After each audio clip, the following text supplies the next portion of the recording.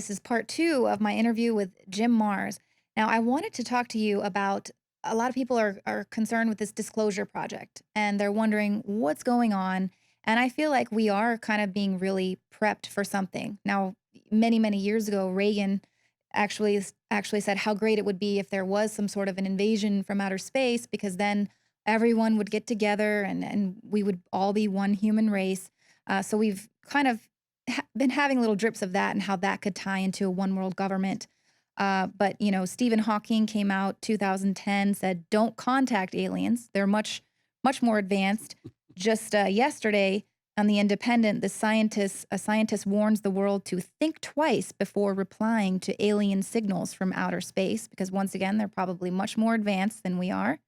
Last year, Vatican astronomer citing, this is from the Vatican, talking about our extraterrestrial brothers. And he said there could be other beings who remained in full friendship with their creator. So, really prepping us for some type of an encounter with extraterrestrial life. And we have the Pope coming out with his papal encyclical talking about a planetary council to oversee the world. We've got former Canadian defense minister saying governments are hiding aliens, and he's urging world leaders to reveal the secret files. So, I mean, this was what, Friday, July 24th, this came out? Or I'm sorry, April 22nd.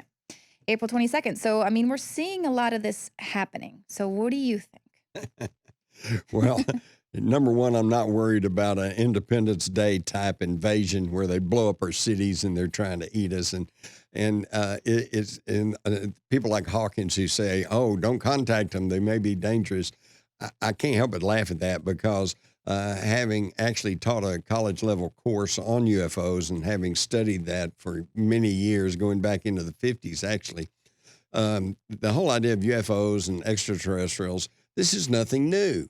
This goes back throughout our recorded history. You got Ezekiel, a fiery wheel in the Bible, and it picked him up, carried him to a city, and you've got the flying boats of the ancient Egyptians, the flying dragons of the Chinese, the Vyamas of the Hindus, the flying shields of the Romans. I mean, all the way up today with the crop circles and the animal mutilations. And it's always been here. Mm-hmm. So why are they high? I mean, if their purpose then was to eat us or enslave us, they would have done it long before now. And it's like the scientist that says, well, maybe we don't want to send signals into space. They may be more advanced than us. Well, if they're more advanced than us, you better believe they know we're here. Okay. I think they leave us alone because I think that something similar to the Star Trek Prime Directive, that they have in Star Trek, which says that it's not proper to overtly interfere with the natural progress of a species. And now, whether that's an actual law with enforcement troops and stuff, I'm not sure. I think it's probably more of a universal understanding by people and civilizations that have gotten advanced enough to move into space. They're also socially advanced enough to know it's not proper to go and interfere. Mm-hmm. I'll give you a good example. Not long back, they discovered in South America a Stone Age tribe. And so they quickly sealed off that whole area, not to keep them in, but to keep everybody else out so that scientists could go and actually study them and find out how Stone Age people lived. And then they went through a conditioning process, their own disclosure, if you will.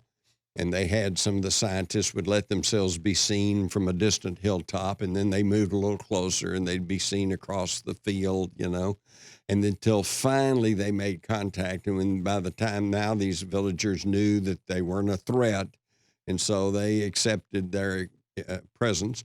And then they gave them a few rudimentary things like maybe metal knives or something that improved their life. But it was unlike most of man's history where in Western civilization, they'd rush in with Bibles and guns and say, put on some clothes, or smallpox.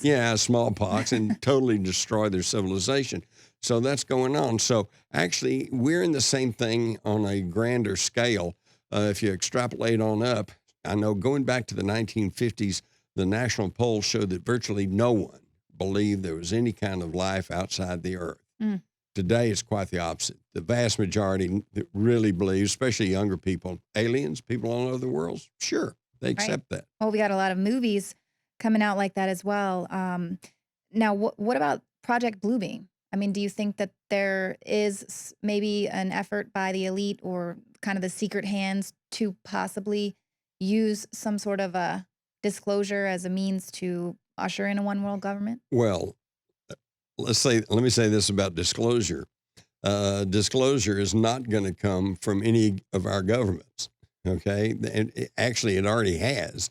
If you listen to some of our astronauts and if you listen to Paul Hellyer, former defense ministry of Canada, if you'll, on and on, Werner von Braun, they talked about aliens and extraterrestrials. So it's out there for the people who want to look at it. But the real disclosure is going to come only from them.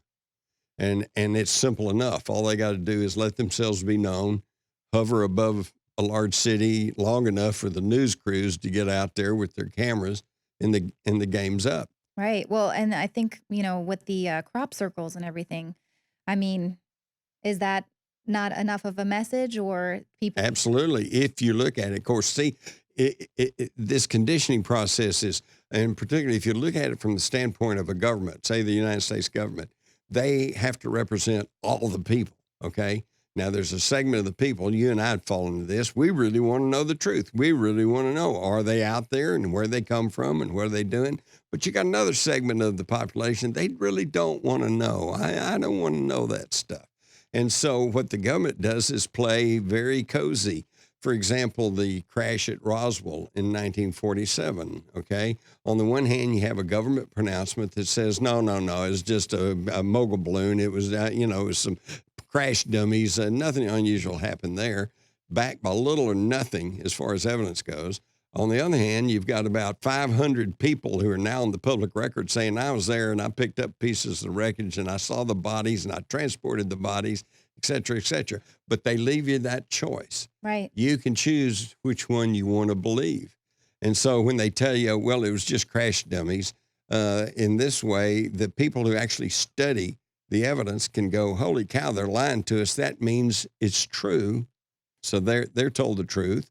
And the people who don't want to hear about it, they can go to sleep peacefully and say, well, the government Yeah. said it was just crash dummies. People love that cognitive dissonance. I know they talk a lot about, I think they even came out a few months ago and said a lot of the things you thought were unidentified flying objects were actually just military equipment we didn't want you guys to know about just yet. So Wh- that's kind of their new ploy. Right. And which is a great sounding public relations thing. But see, how do you explain the Aurora crash of 1897 that was seen, recorded in the newspapers in Texas, seen by hundreds of people? And said the newspaper account said the pilot was not an inhabitant of this world. And this occurred 6 years before the Wright brothers flew. Hmm. There was nothing man-made in the air. See, they skip over that. Yeah, and we've actually got some Pentagon documents. I was just looking at them the other day where they talk about um, interacting with these people and they were human-like but a little bit taller and they had lasers on their ships and these are Pentagon documents and when you click on it at the .gov site there's a big warning that comes up and says these are old and we don't probably agree with what's here but in public interest here are these documents and they encounter I mean it's like it's right there It's but the old plausible yeah, deniability you believe it if again. you want You to. can believe it if you want to, but you don't have to believe it. And of course, the controversy rolls on. So, and that's what's going to happen with disclosure. It's really incredible, but do not look for a government official of any Mhm. type to step forward and say, okay, here's the truth. Right. Because number one, nobody, half the population wouldn't believe him anyway. Right, and especially, the Vatican ushering on our extraterrestrial brothers. For me, that's a huge Project Bluebeam red light. Well, Jim Mars, thank you so much. I know you talk about a little bit of this stuff in one of your books, Our Occulted History. There's a lot of other books. Also, my book, even before that, was Alien Agenda, Mm, which starts with the premise that UFOs are real. So who are they and what do they want? interesting. And that I've been told has become the top selling nonfiction book on UFOs in the world. Wow. Well, congratulations. All right. Jim Mars, thank you so much. Thank you.